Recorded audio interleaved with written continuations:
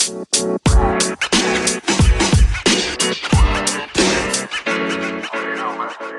le podcast du pouvoir d'achat, épisode numéro 2 de la série dédiée à la déclaration d'impôt sur le revenu 2021.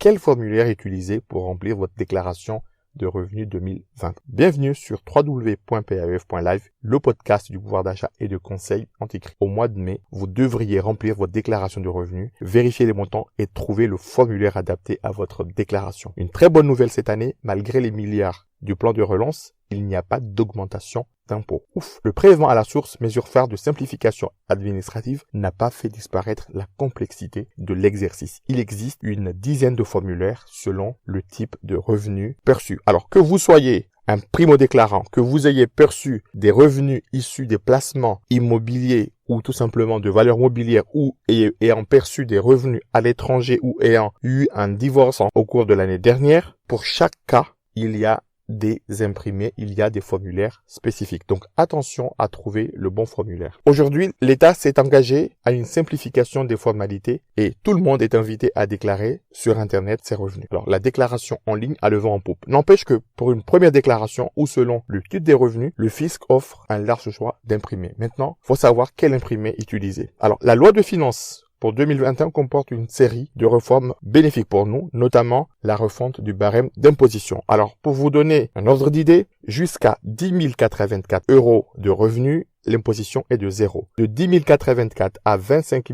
710, le taux d'imposition est à 11%. De 25 711 à 73 516, le taux d'imposition est de 30%. De 73 517 à 158 122, le taux d'imposition est à 41%. Et pour ceux qui touchent plus de 158 122 de revenus, le taux d'imposition est à 45%. Maintenant, je vais partager avec vous la dizaine de formulaires disponibles pour chaque cas. Donc maintenant, pour le cas numéro 1, pour les déclarations simples. Donc, que vous soyez salarié ou fonctionnaire percevant des revenus, donc veuillez utiliser l'imprimé 2042 SK. L'imprimé est déjà pré-rempli par l'administration. Vous devez juste vérifier si les revenus mentionnés, les revenus perçus, que ce soit les revenus de salaire ou tout simplement les revenus issus des placements, que ce soit en assurance vie ou la vente de titres, ils sont reportés. Attention, à vous de vérifier, de corriger ou de rajouter s'il y a une mention spécifique. Pour les revenus provenant de l'étranger parce que vous avez travaillé à l'étranger, alors veuillez utiliser l'imprimé 2047. Donc pour déclarer des salaires, les pensions, les revenus mobiliers, les revenus fonciers, à l'administration fiscale de décider si ces revenus sont soumis à l'impôt en France, une convention fiscale entre la France et le pays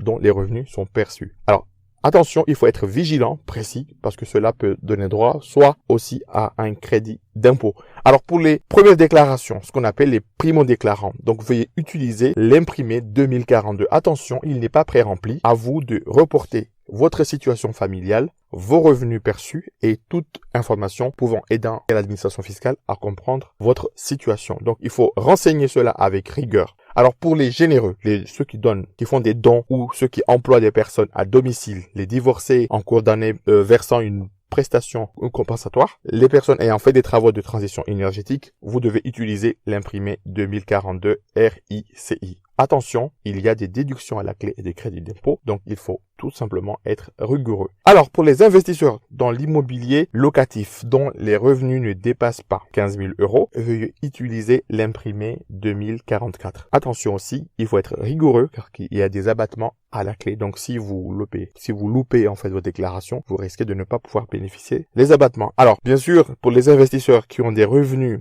supérieurs à 15 000 € par an, et qui déclarent des revenus fonciers, veuillez utiliser l'imprimé 2042K. Alors, pour les boursicoteurs, les investisseurs en bourse, votre banque vous fournit ce qu'on appelle un imprimé fiscal unique. Donc, c'est un document à conserver pour vérifier le montant sur l'imprimé 2042 ou l'imprimé sur 2042C. Donc, vérifiez si les montants de la banque concordent bien avec les montants remontés à l'administration fiscale. Pour les contribuables qui ont cédé des titres en vue d'un départ à la retraite, attention, ou ayant réalisé des opérations d'acquisition, comme les participations à plus de 25% dans des parts de société, veuillez utiliser l'imprimé 2074. Donc, soyez rigoureux à mentionner également les plus-values comme les moins-values. Pour les investisseurs qui ont fait des placements de défiscalisation immobilière, donc on entend par là du Pinel, du Cellier, du Duflot, du Sanzy-Bouvard, du Malraux, nouvelle formule dans les forêts, ou qui ont souscrit des parts dans les PME ou des parts dans l'innovation, veuillez remplir l'imprimé 2042C. Alors pour les investisseurs dans les immeubles spéciaux, pour lesquels sont prévus des régimes spécifiques de déduction comme les monuments historiques, immeubles Malraux ancienne formule, immeubles neufs soumis à l'engagement de le louer, veuillez utiliser l'imprimé 2044. Ceci est une déclaration pour la défiscalisation immobilière, donc n'oubliez pas de mentionner également vos loyers et charges. Pour les contribuables qui sont soumis à l'impôt sur la fortune immobilière, l'IFI, avec une fortune immobilière supérieure à 1,3 million au 1er janvier 2020, veuillez utiliser l'imprimé 2042 IFI. Attention, il y a 6 annexes. Ces 6 annexes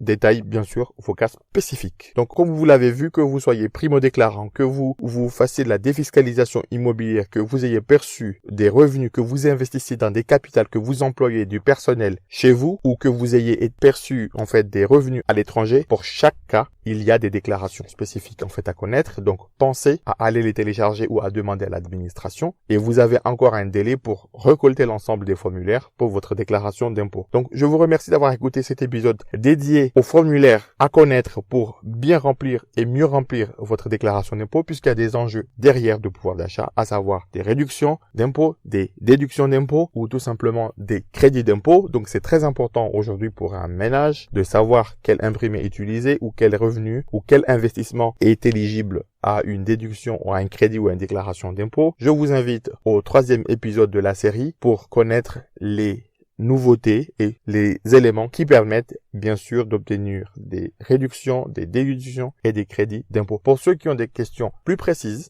je vous invite à vous connecter sur www.paf.live/contact. Vous laisserez votre numéro de téléphone, donc je pourrai vous rappeler et on pourra échanger. Je vous remercie et n'hésitez pas à parler autour de vous du podcast parce que bientôt il va falloir remplir et vérifier sa déclaration d'impôt. Merci, à très bientôt.